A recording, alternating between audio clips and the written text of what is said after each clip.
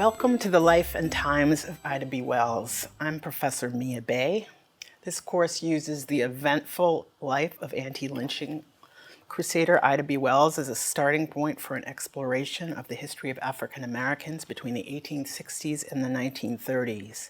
Wells is a figure near and dear to me. I'm the author of the biography To Tell the Truth Freely, The Life of Ida B. Wells. And I'm also the editor of the most extensive collection of her writings, a Penguin Books publication entitled Light of Truth, The Writings of an Anti-Lynching Crusader. I will draw on both of these books in this class, but I do intend to go beyond them. I think we can learn a lot from Wells, whose background as a teacher, journalist, and trenchant social critic make her remarkably qualified to guide us through the turbulent post-emancipation history of her people and her nation. So I want to kind of do an expansive history of her life and times. Wells is most well known for her crusade against lynching, but she was a social justice warrior whose long career as a civil rights activist illustrates the many challenges that Black Americans faced during her lifetime. This course uses Wells's life as a focal point for understanding not only anti-lynching, but also the rise of Jim Crow, the history of early Black civil rights organizations, women's suffrage, the Great Migration, the African American experience in the World War era, and the emergence of new Negro leadership. Today, I am going to give a sort of brief overview of her life and try to convey why she is such a good guide to African American history before talking then about her background, her very early life, and the lives of her parents. I think these aspects of her life are important because one of the reasons why Wells is such a phenomenal figure for the study of African American history is that, like the vast majority of African Americans of her generation, she was not a member of the Black elite. She was born in bondage in 1862 and can therefore speak to the experiences of non-elite Blacks. And that's important because one of the challenges of African American history is often getting at the experiences of people who were not affluent, sometimes not literate, who spoke to the experiences of everyday Blacks. Sources on such people can be rare. Few wrote autobiographies or left behind papers. But Wells did all those things. Sometimes when we look at her, when we see the elegant way she presented herself, we can forget her background. She eventually achieves a middle-class status for herself, but her worldview is very much shaped by her upbringing. She was raised by parents whose recent experience of bondage allowed them few claims to gentility.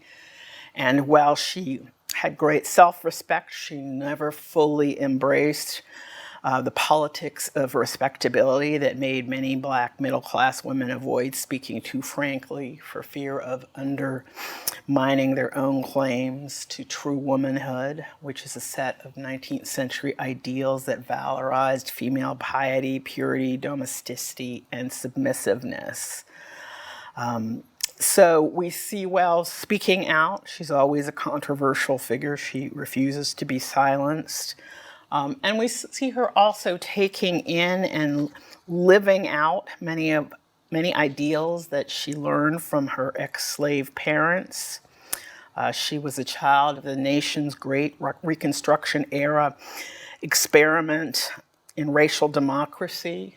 When she was growing up, she saw her father brave the wrath of white vigilantes to participate in politics, and she saw her mother and other local Black women stand outside the Union League meetings where Black men met to discuss politics with rifles to make sure that no one attacked the meetings. Wells's parents' democratic ideals and tough-minded courage remained with her long after she lost both parents.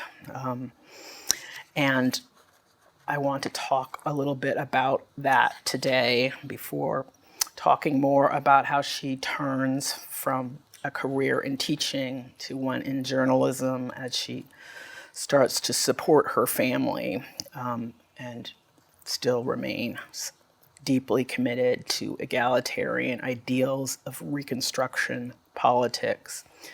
One thing I would emphasize before going on is that both before and after she left the South, Wells confronted injustice daily. And when she began writing, it was to expose exploitation, discrimination, disenfranchisement, and racial violence, all things that African Americans were subject to during her lifetime. And in doing so, she provided us with a vivid record of a momentous epoch in Black history. She came of age just as Reconstruction began to give way to the rise of the Jim Crow South, and she, in her work, expresses the high hopes that Blacks once had for the Emancipation era, which took shape around the rights extended to African Americans during Reconstruction.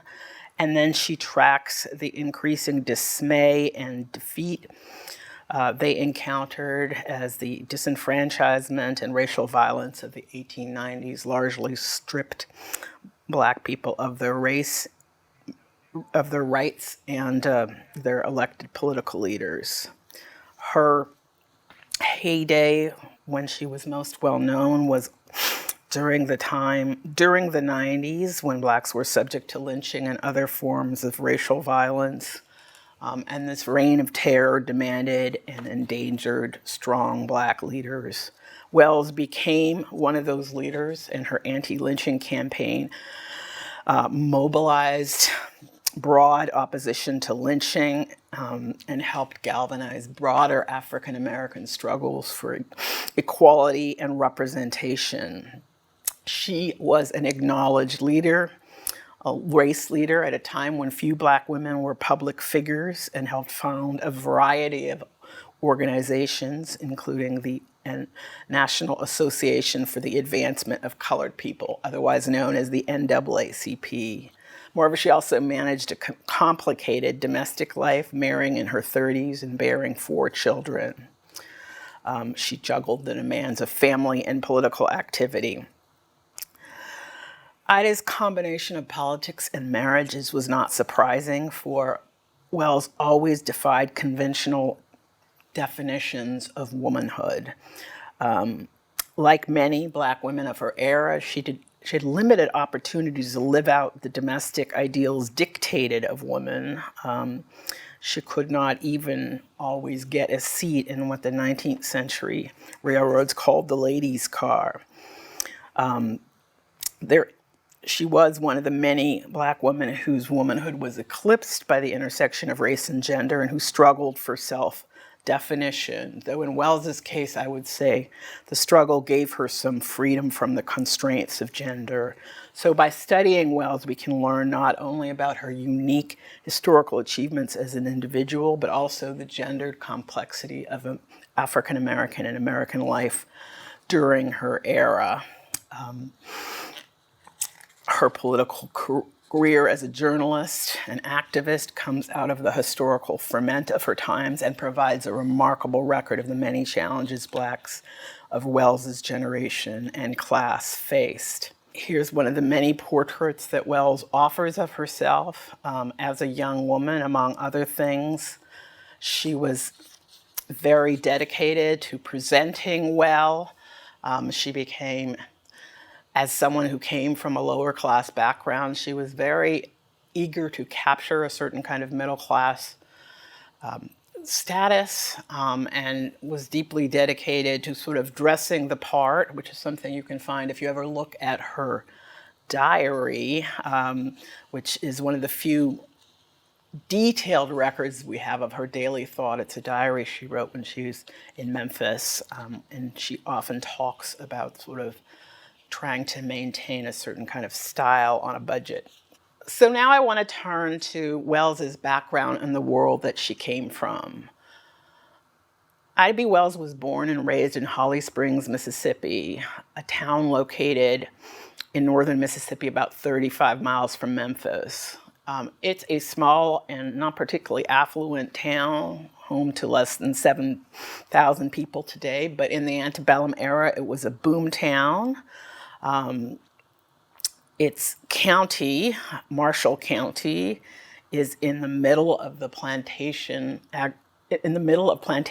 agriculture's Black Belt. It is the largest cotton producing region in the state.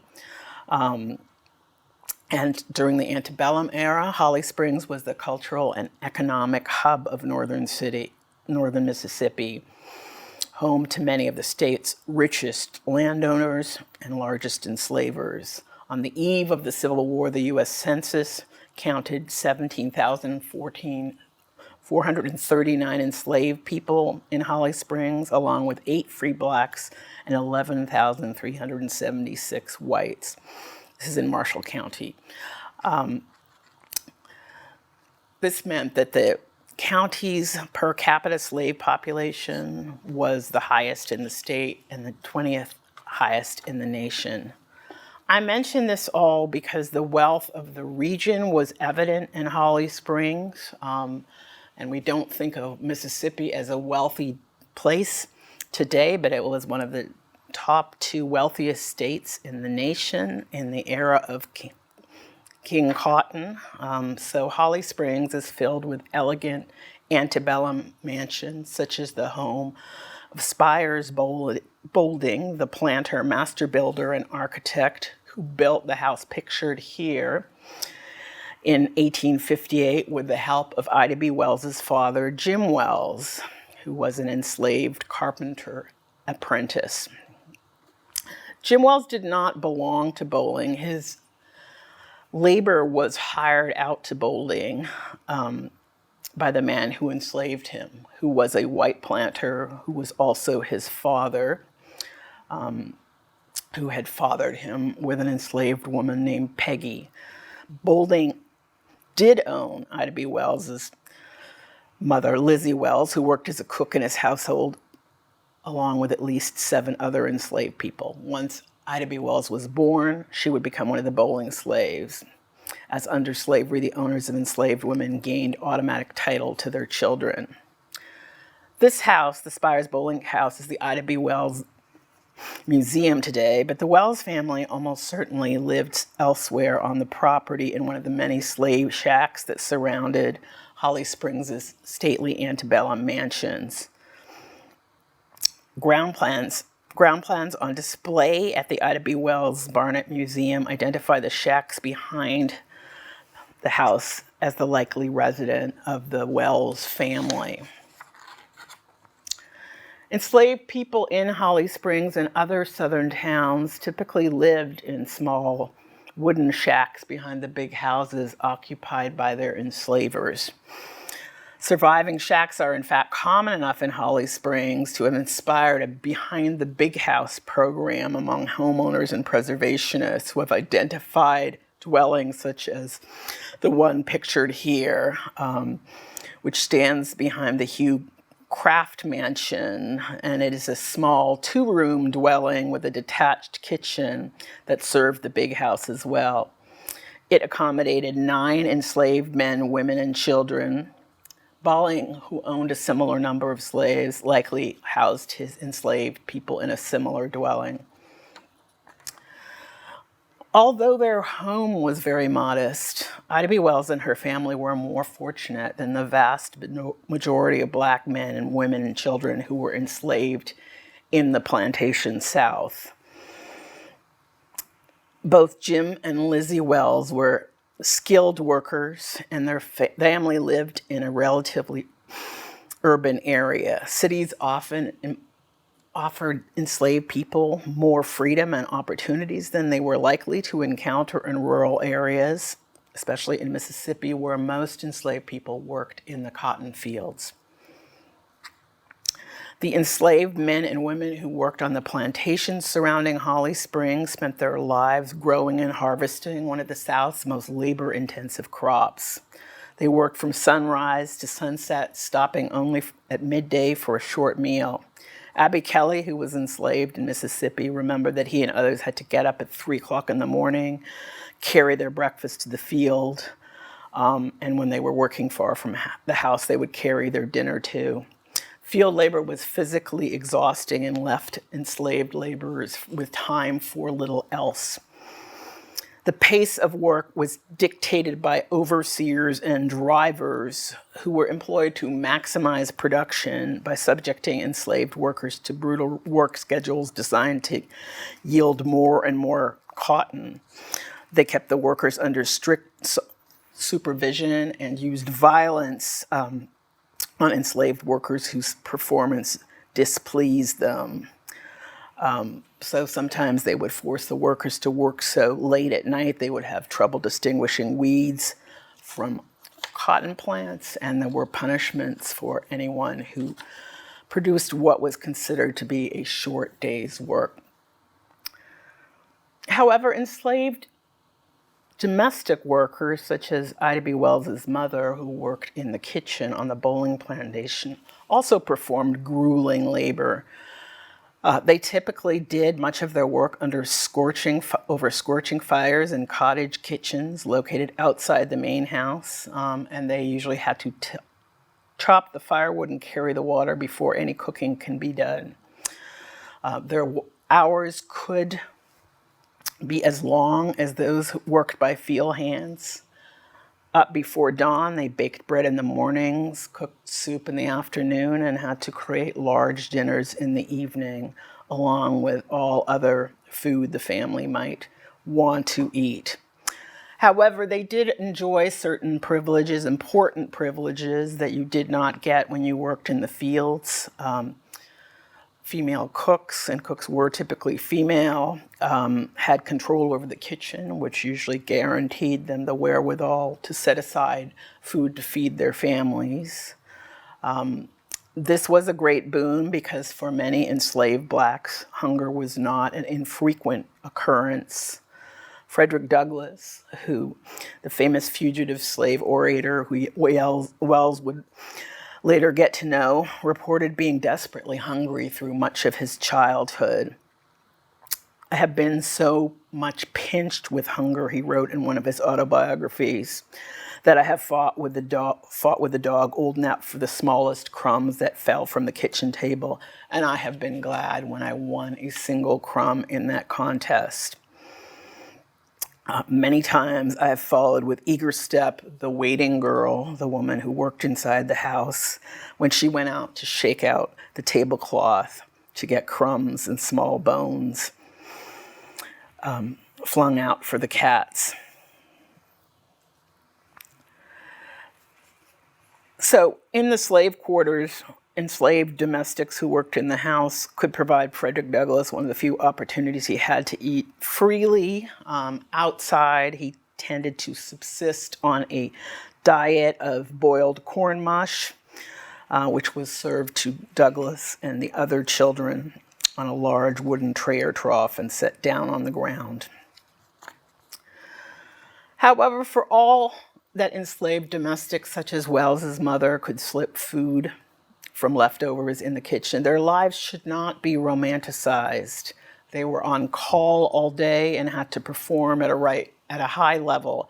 They had no privacy and few opportunities to distance themselves from the interactions with their enslavers, which meant they frequently spent much of their time under white surveillance and were vulnerable to physical punishments and sexual abuse. Wells's mother was fortunate in that she seems to have escaped abuse of any kind in the bowling household. Purchased by a builder when she was 13, she described bowling as the kindest master she had ever known. But both Lizzie Wells, Wells's mother, and her husband James were very much aware of the kind of brutalities that enslavement could impose on those held in its thrall, both inside and outside of the big house. In 1863, supporters of black education in the South sold photographed cards of recently emancipated children such as Isaac and Rosa, pictured here, in the hopes that the sale of these portraits would fund newly established schools for former slaves in southern Louisiana, a region then occupied by the Union Army. Very fair-skinned children such as Rosa featured prominently in these kind of cards, which emphasized their mixed race lineage. And the story of these children also appeared in Harper's Magazine, which described Rosa as a fair child, blonde in complexion, with silky hair, and said that her father was in the rebel army, and her mother was a bright mulatto who lived in New Orleans but was very poor. As the son of a white man, Jim Wells would have been familiar with the kind of color differences illustrated in this photograph. They cut across the South's black community. Wells himself was lighter than his wife and had a white father and was deemed a mulatto on the census of the Wells and all their children. Moreover, he also knew something about the tangled and awful inequitable relationships that created the South's mixed race population. Not only one of the many mixed race children born into slavery, he was the son of an enslaved woman, Peggy, who lived in his white father's household. His father, Morgan Wells, seemed to have extended a favored position in his household to his enslaved son, who also, he not only had Jim Wells's mother, Peggy, living with him, but he also had her three enslaved children who all had black fathers living among them. But as it turns out, Morgan Wells's wife, a woman named Margaret, who was also known as Miss Polly, must have deeply resented the black woman's presence. We know this because when Jim Wells's father died at age 60, Margaret had Peggy Wells stripped and whipped. The two families remained entwined even thereafter, so much so that when Margaret Wells fell to hard times after the Civil War, Peggy Wells helped her out. But Jim Wells never forgave the woman and reacted with outrage when Margaret Wells or Miss Polly suggested that he come and visit her and bring his children. The irony of the former slave mistress's request to meet her husband's slave grandchildren was something that must have struck young Ida, who heard about the story when she was growing up. But she also caught the bitterness of her father's reply. He said, "I never want to see that old woman as long as I live." He was haunted by his father's wife's cruelty towards his mother, and he could never let go of it. Ida, in reflecting back on that moment, that conversation that her father had about visiting his former mistress, she said, "Since I have grown old enough to understand, I cannot help but feel what an insight into slavery it gave." Her mother, Lizzie Wells's ancestry was not entangled with the lineage of any of her owners, but she too was no stranger to white violence or the way in which bondage tore families apart. Born enslaved in Virginia, Lizzie Wells was one of 10 children. She had the double misfortune of being born not only unfree, but also in Virginia, an upper South state, with a surplus of slaves. Virginia planters during the antebellum era participated in a lively domestic slave trade in which they sold off unneeded enslaved people to the rapidly expanding cotton states of the Southwest. Lizzie's owners were no exception. She was sold to a slave trader at age 7, along with 2 of her sisters, who joined the hundreds of thousands of surplus slaves carried off to the Upper South and Southwest, carried from the Upper South and Southwest during the antebellum era. Young Elizabeth, or Lizzie as she was known, would change hands at least once before she ended up at Mr. Bowling's. Her early hardships were literally written on her back, which bore the scars from the beatings of overseers and mean masters. She had Native American ancestry, which she was proud of, and would go on to remind her children that her father was half Indian and her grandfather was full blood, but otherwise she shared little information about the past with her daughter Ida or any of the rest of her children. But her memories may have still haunted them, and especially Ida. Lizzie Wells was never reunited with any family members other than one of the sisters she was sold with, and she never forgot them either. Okay. As a child, Wells used to see her mother writing letter after letter to Virginia, trying to get track of her people. She never succeeded. In her autobiography, Ida would reflect that her mother's history died with her, as her children were too young to realize the importance of her efforts. And I have never remembered the name of the country or people they belonged to. That history of loss that shaped the life of Lizzie Wells and many other members of her generation is something that Wells must have been reminded of later, over and over again. She became a newspaper woman where she would have frequently seen advertisements such as the ones you see on her screen.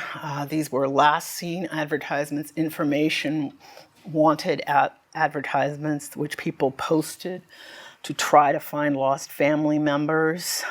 Thousands of them appeared between approximately 1863 and 1902.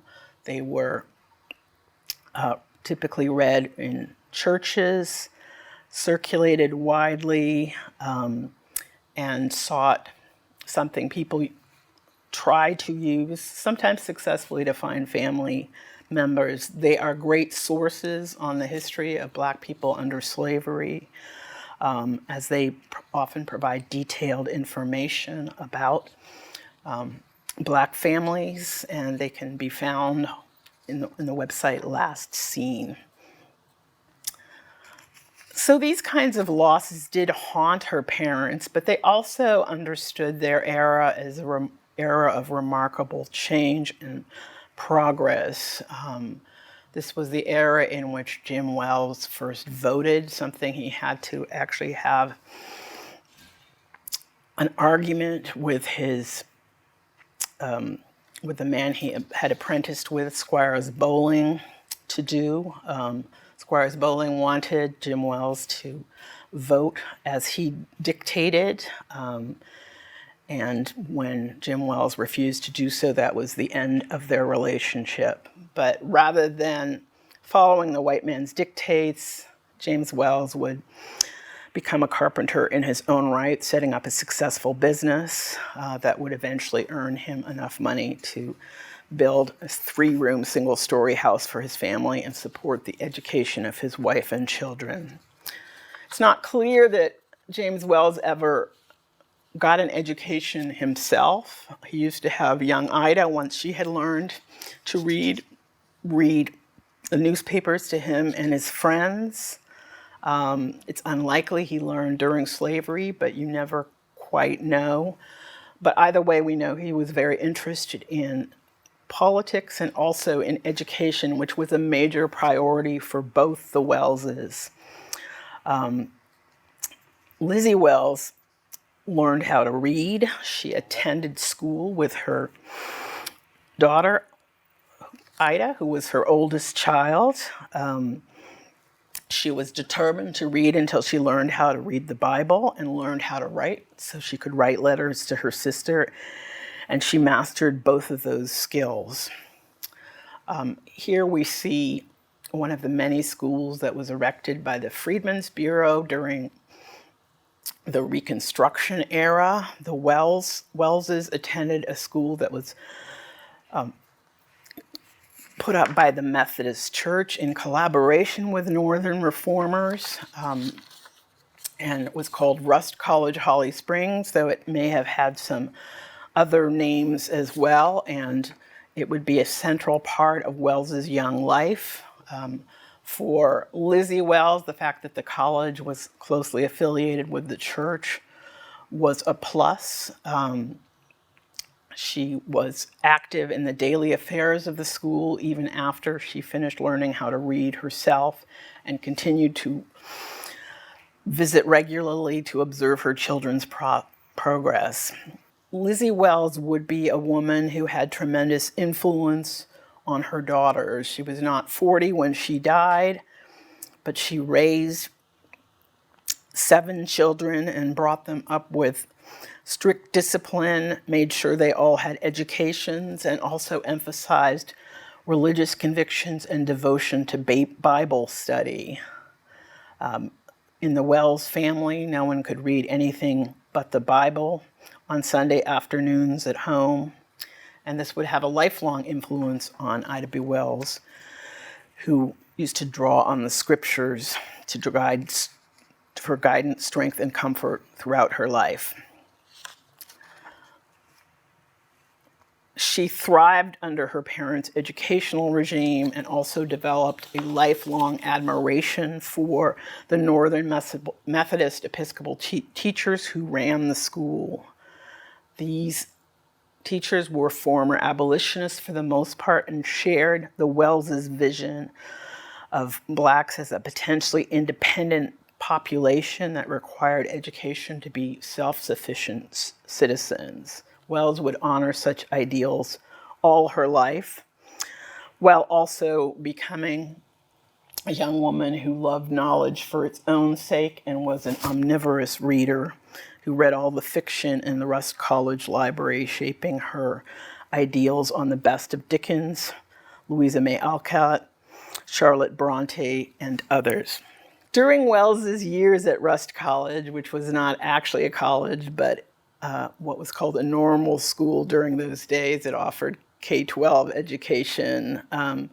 The Wells family seemed to have largely been untouched by the political upheavals taking place in Mississippi, which I'll discuss at greater length in our next class. The 1870s, Wells's school years saw blacks lose political power in the state due to a regime change driven largely by white violence. But the electoral politics in Holly Springs were less violent than in many parts of the South, where Klan violence decimated Republican organizations, and Republicans were sometimes slaughtered at the polls. So as a teenager, Wells may not have been aware of this violence. In fact, even her parents may not have grasped how bad things were, because there was success in Holly Springs during this time period. 2 local politicians, Blanche K. Bruce and Hiram Rhodes Revels, went into the Senate during Reconstruction, and Revels would move to Holly Springs in the mid-70s, and the town would see its own political triumph starting in 1873, when Republicans swept the town's Marshall County office and sent 3 African Americans to the Mississippi State Legislature.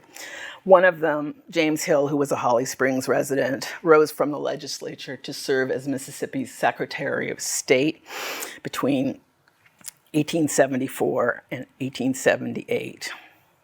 Eventually, after Hill's term ended, the Democrats would return to power in the state permanently, reclaiming the state in 1875. But these brief years of Republican rule were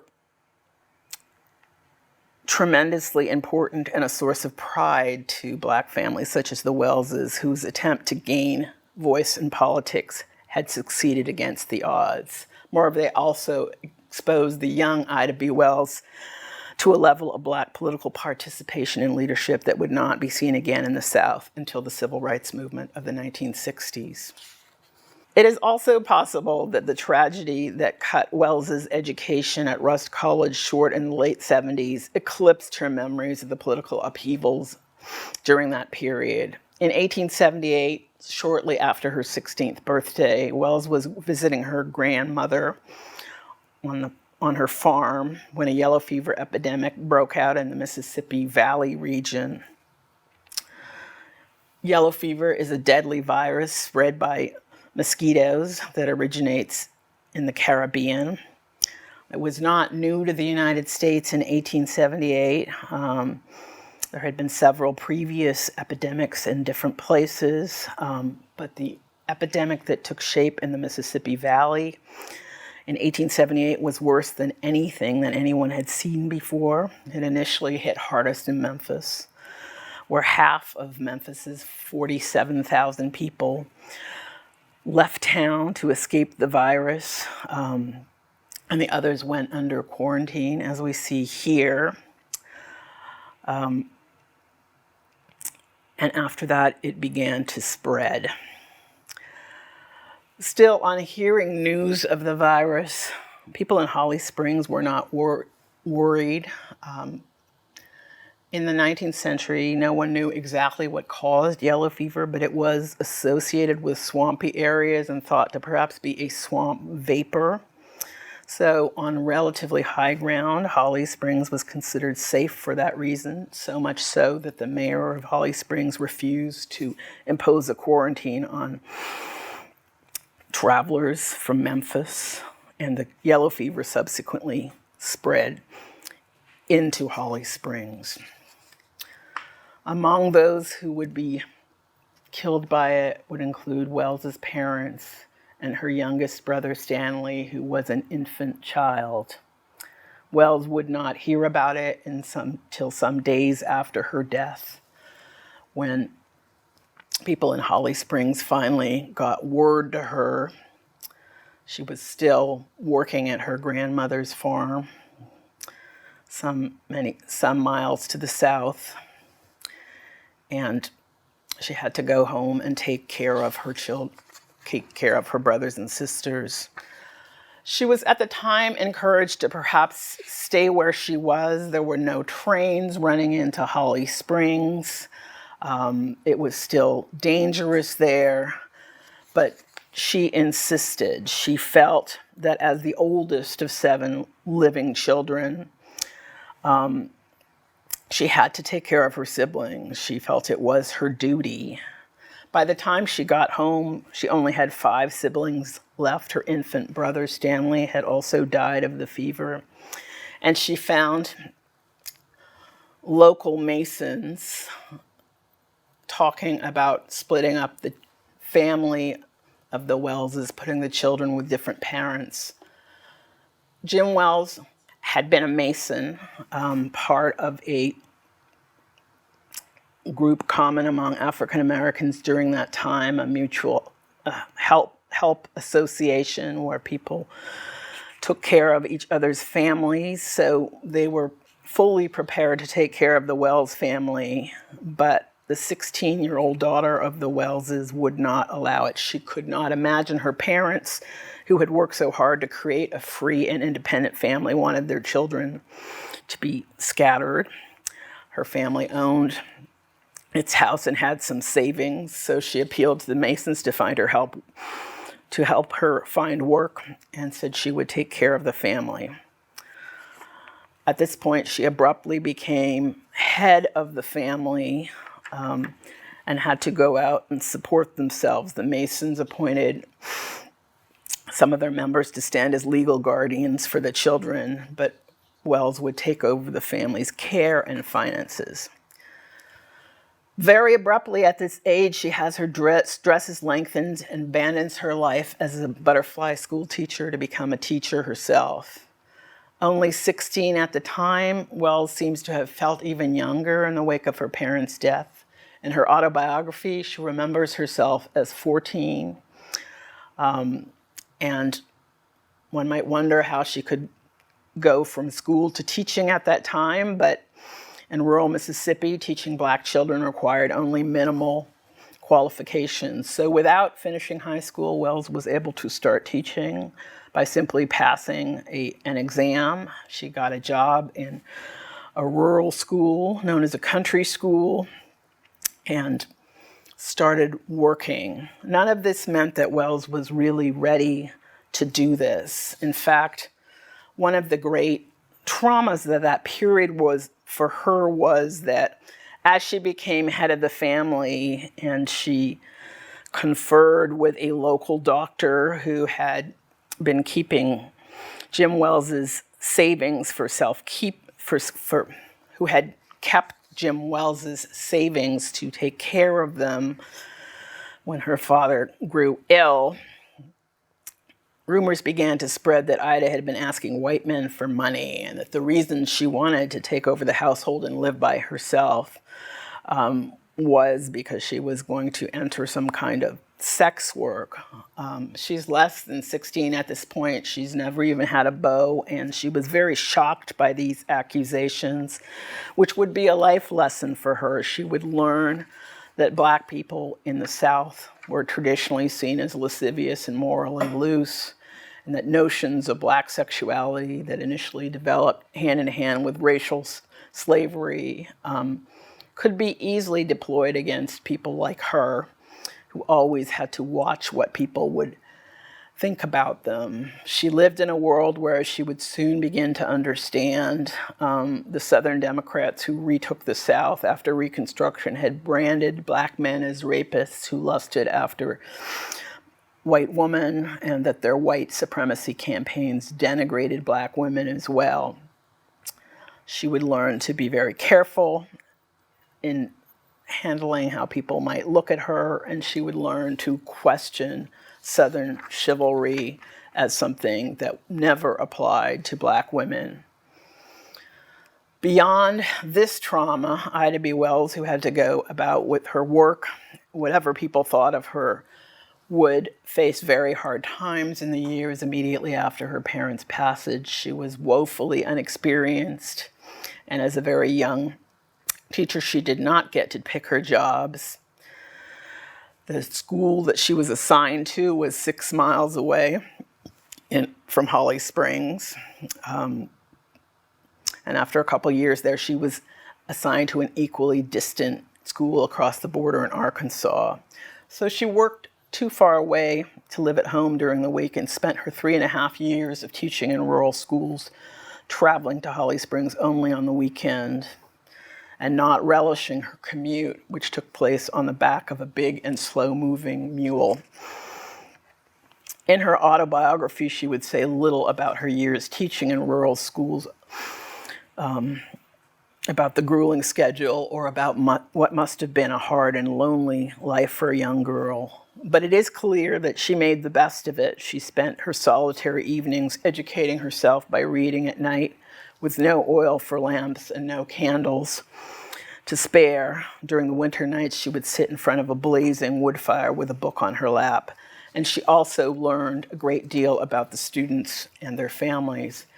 In this respect, she would be different than many of the middle class, many black leaders, many other middle class or northern-born black leaders, such as W.E.B. Du Bois, who's pictured here in his great Barrington class of 1884, in which, as you can see, he's the only black student. Wells would never have, Du Bois would not have much familiarity with the ex-slave students that Wells taught, or with the mass of rural black Southerners that formed the majority of the African-American population of the late 19th century U.S. After he finished high school, he would go to Fisk University, where he met some of the black America's Southern black middle class. You see him pictured there with him. This is where he really begins to explore his own black identity and thinks about the possibility of having a talented tenth that can lead black Americans. and provide guidance for people like the rural Black Southerners that Wells taught. But unlike her, he would not think of these Southerners as necessarily a group that could guide themselves. He too spent some time in rural schools during summers at Fisk, but he was not as comfortable with this population as Wells was.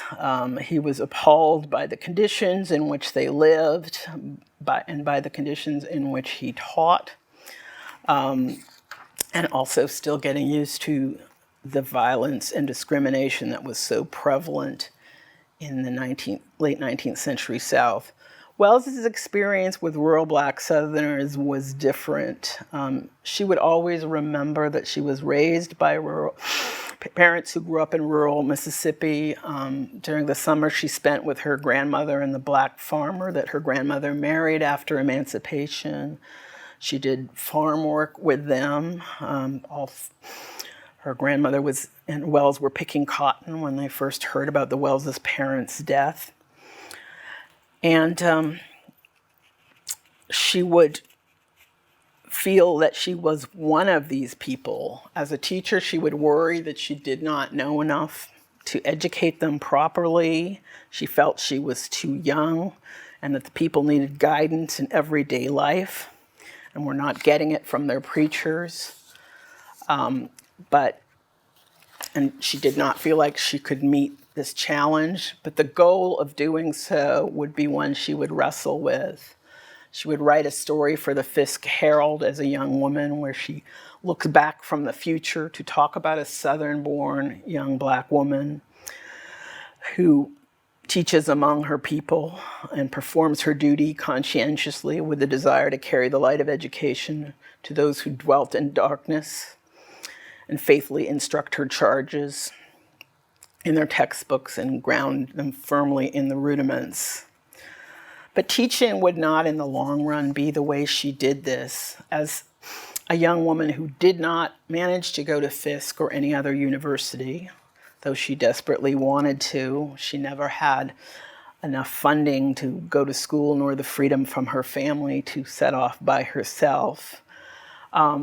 She would become a journalist in part because she wanted to speak to the rural Black Southerners that she felt she couldn't fully help as a young teacher.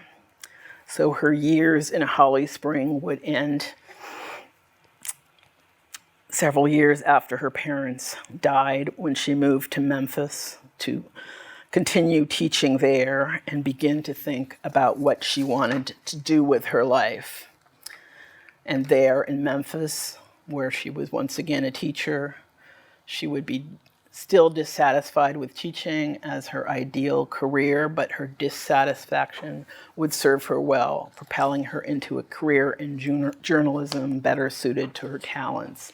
And there she would continue to speak to these rural Black Southerners that she had first met in the country schools in Mississippi. Thank you.